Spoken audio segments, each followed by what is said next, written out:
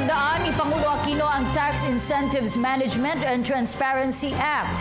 Sinabi ito ng Pangulo sa kanyang pagdalo sa Integrity Summit sa Makati City.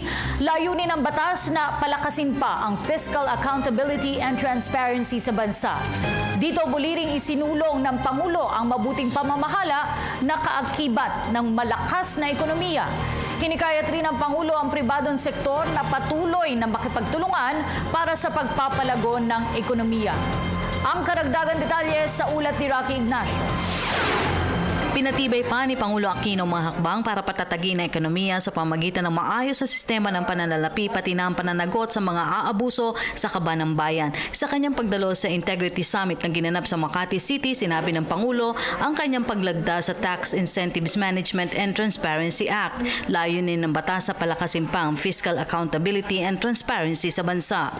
Yesterday, I also signed the Tax Incentives Management and Transparency Act, which will establish a more strategic and deliberate system through which government can offer tax incentives and focus on critical growth areas.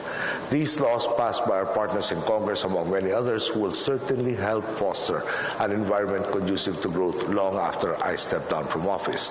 Ang Integrity Summit ay binubuo ng mga business leaders, anti-corruption and good governance experts at ilang pangunahing kinatawan ng pamahalaan, simbahan, kabataan at akadem. Ayon sa Pangulo, sa ilalim ng daang matuwid, natamo ng bansa ang kaunlaran na matagal nang naipagkait sa mga Pilipino. This is indeed very good news to me. Over the course of my term, our administration can attest to the effectiveness of our partnership, and we have proven time and again that good governance is indeed good economics. You don't even have to take my word for it, after all. One of the distinguished members of our audience today, Mr. Peter Perfecto, spoke about the transformation of the Philippine economy along the straight path during my last State of the Nation address. I remember him mentioning how our net foreign direct investments reached $6.2 billion last year, which was our all-time high. He talked about our country's rise in the World Economic Forum's Global Competitiveness Index, where at that time, we went from 85th in 2010 to 52nd in 2014, with that particular organization crediting our anti-corruption agenda. Let me share even better news. We have once again moved up those rankings to 47th place in the 2015 report, marking a 38th place jump since our administration took office. Mr. Perfecto already gave quite a comprehensive list, but the truth is there are even more reasons to be optimistic on the economic front. In the past 5 years, our economy's growth rate has clocked in at 6.2%, our fastest in nearly 4 decades, and one of the fastest in Asia. May tema na Making Integrity Everyone's Business, layo ng Integrity Initiative na itampok ang paglago sa pribadong sektor alinsunod sa ethical standards sa business.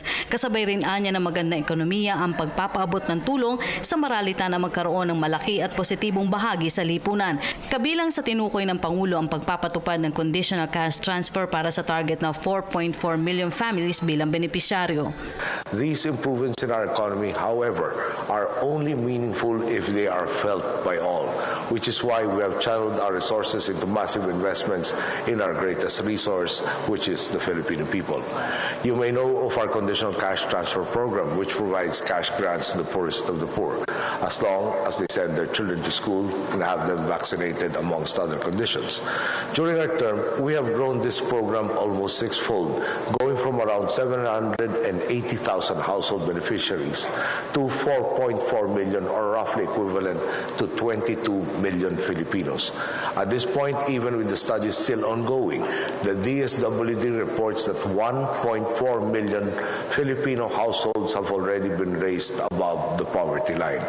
Aside from the CCT, another major step we have taken in terms of inclusive growth is the expansion of PhilHealth, which now allows the poorest 40% of our population to simply enter any government hospital and receive free treatment.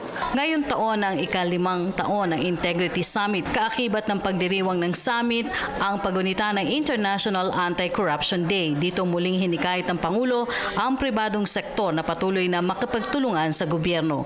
There is no doubt when government government and private sector can engage each other in a positive manner, great things can and will happen. It is in these success stories where we find the importance of summits like this. We need to make the most of the opportunity to talk to one another and expand the horizons of our cooperation. We need to speak and listen to one another to see what we can do better and to craft even bolder plans for the future. This year, I am particularly drawn to the theme of your gathering, investing in integrity. It certainly is accurate to call it an investment. After all, there is always the temptation to pursue the short-sighted benefits of the unethical and the corrupt. But all of us here know that will only have your companies vying to be the big fish in the increasingly smaller pond.